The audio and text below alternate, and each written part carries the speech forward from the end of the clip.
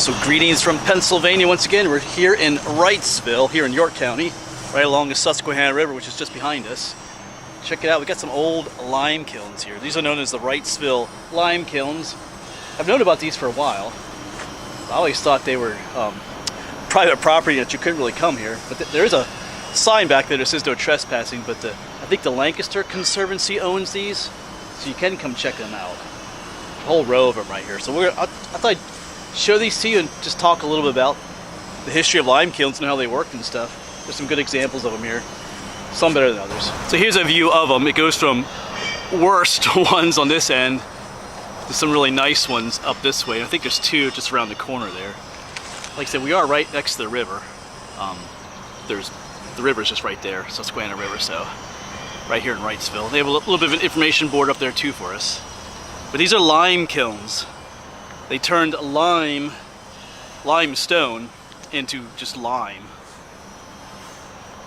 They're a lot like the iron furnaces we've filmed a lot, but different, but kind of a similar process in some ways. See the openings. A lot of times, I mean, this is a pretty big complex here, but you see these a lot in like farms and stuff, because the farmers would have their own lime kilns. A lot of times those had like triangular openings instead of this more of a circular one. Yeah, see there it says private property, but it's, I don't know, it's kind of odd. I guess I don't think they want you like going in there, because you can look, you see how this one's collapsing right there, so it fell right out from up in there. But some are better preserved than others, like these two right here. Yeah, you see little doors in there, little thing right there.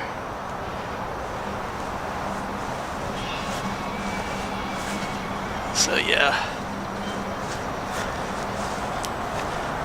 they do some information here.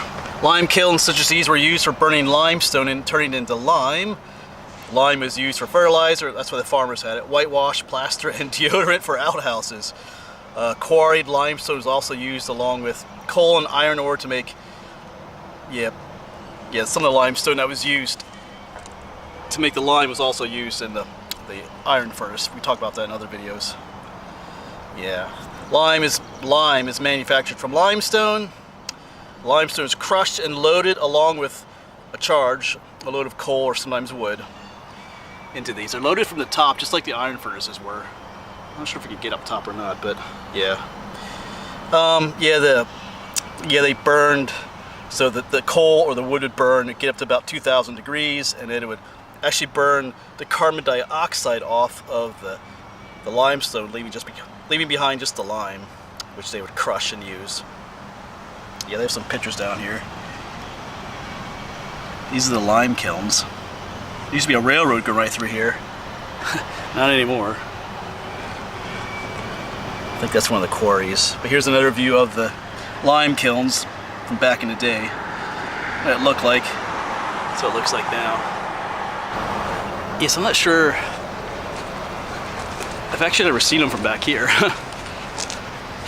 But they would load these from the top.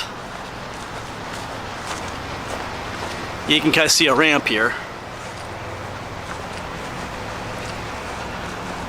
Talk a little bit about how this worked. It's a little bit quieter back here too.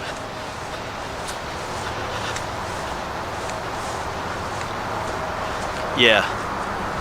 So here, yes, they can make their way up to the top. You can see the top of the kilns right up there. Yeah, so they loaded these from the top, just like the iron furnaces.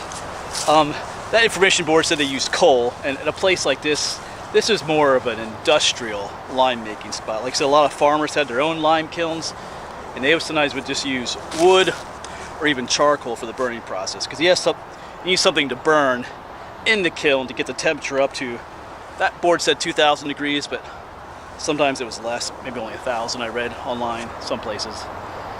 But yeah, so they would load the fuel in first at the bottom. I think at the bottom, there's a grate at the bottom. These are hollow. There's a grate at the bottom. I don't think they covered the grate with the fuel, because they wanted once the fuel started burning, giving off heat, like I said, there's a chemical process that happened. The limestone would turn to lime. Basically, the heat would release the carbon dioxide that was in the limestone, chemically fused to it, and then you would have lime left behind, and that lime would then kind of like make its way to the bottom as it burnt, and then come out that grate at the bottom, and they would constantly pull out. You could constantly put more in there and keep recharging it. So that's how they worked. Some were like kind of used once, they cleaned them out and refilled it. Others would just kind of keep refilling it as it burned. Trying to see, I think, yeah, it's looking right over the edge. So I think where we're walking now is where they would have filled, loaded them, if that makes any sense. Yeah, because right here you can see, this is the interior of one of them, right here. You can see this circle. But it's all been filled in here. See, that's cool. You can see the edge. You can see how it's, yeah, cool. Yeah, so this would have been an open circle here that they would have just loaded materials up and dumped down in there. That one's nothing left over there. And these are all nothing left over here. So at some point they just filled this all in, probably for safety purposes. Yeah, because over here they're pretty collapsed.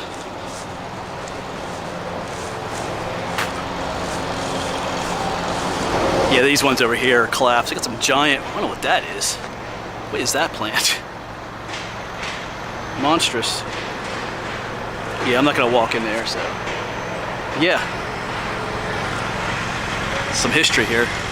Like I said, you can find lime kilns all over the countryside here in Pennsylvania, especially in these valley areas where limestone is prevalent. The farmers made them all the time because they would use that lime in their fields. The lime would lower or raise the pH value of their soil.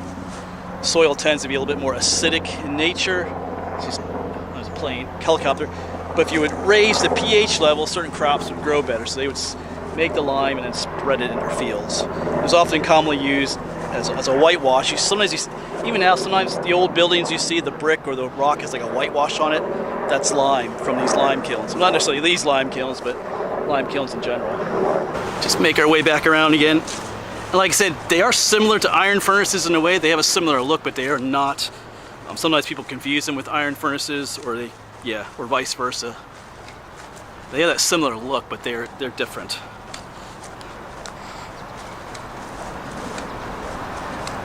Yeah, you can see that's the bridge of the Susquehanna out there. That's 462. Route 30 is just that way.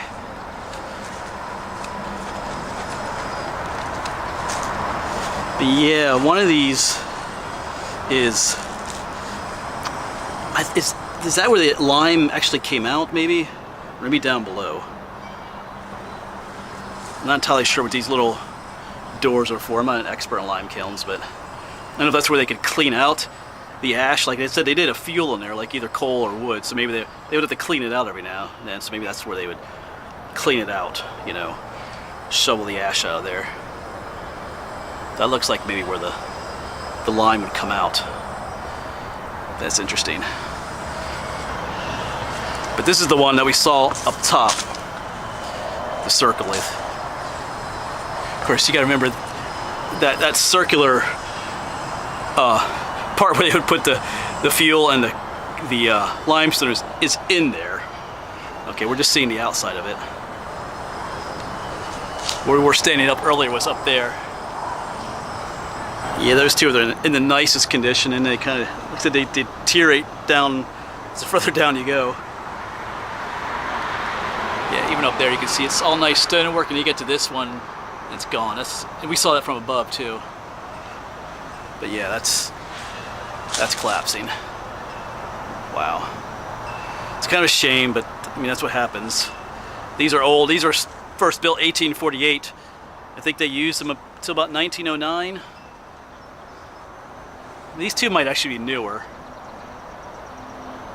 There's a pretty clear seam there. May have been built at a later date. Looks slightly different too. Anyway.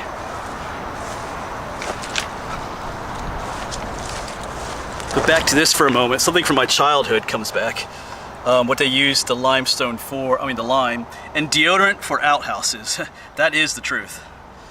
Because growing up on the farm, we had an outhouse. We had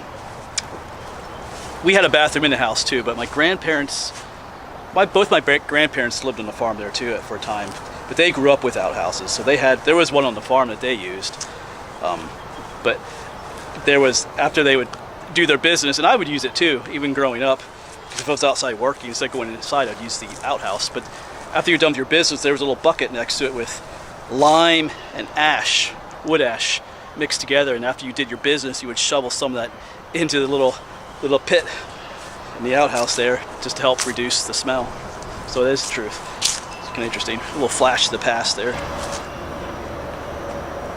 There you go. That gives you a little bit of scale perspective to see how big they are. The arch is higher than me, so they're pretty big. But it's cool to see them preserved. Some are in decay over there, but you know, that is what happens. They could be cleaned off a little bit. These plants and trees are not helping the process at all. They the roots of these trees, they dig into the rock and stuff and spread it apart and contribute to the collapse and stuff. So they really should be cleaned off. But anyway, it's the way it should be. Even if you come here yourself, just stay out. That's a dangerous place to go in. But you can come here and visit. That sign is there, but it's a public spot though. So anyway, you can come here and visit. All right, pretty cool to see history preserved. These could have easily been torn down, because you saw in the pictures there used to be a railroad going through here and everything, but all that's gone. Now it's like housing and stuff, but these remain. But I think that'll be it for these, folks. I just want to share these with you. I was in town today for other reasons. I was hiking a section of the Mason-Dixon Trail, and I want to start another video about the Susquehanna and Tidewater Canal, and I was just looking on the maps for the park. I saw this. I hadn't known about this place before, but like I said, I always thought you weren't allowed to visit it. I think I read on somewhere that it was private property, but I did look it up, and it is owned by, I think it's the Lancaster Conservancy, so you can come here and check it out if you want to, but just be careful. I think the posted signs are to keep people from crawling into those spots. It is kind of tempting, because if I'm honest, part of me wants to go back to the Jeep, get my flashlight, and to literally crawl into there. Although maybe this one's easier too. I don't know, those are more closed, but anyway. Alright, we won't do that though. Hey, but if you're in Wrightsville, come check these out. There's a place to park. You can pull off right here, or up by the one restaurant there, but really neat history here. That'll be it, folks. I think I gotta film one more video here in Wrightsville before we head home. But thanks for coming along. Thanks for visiting history with me, and hopefully we'll see you on the next one.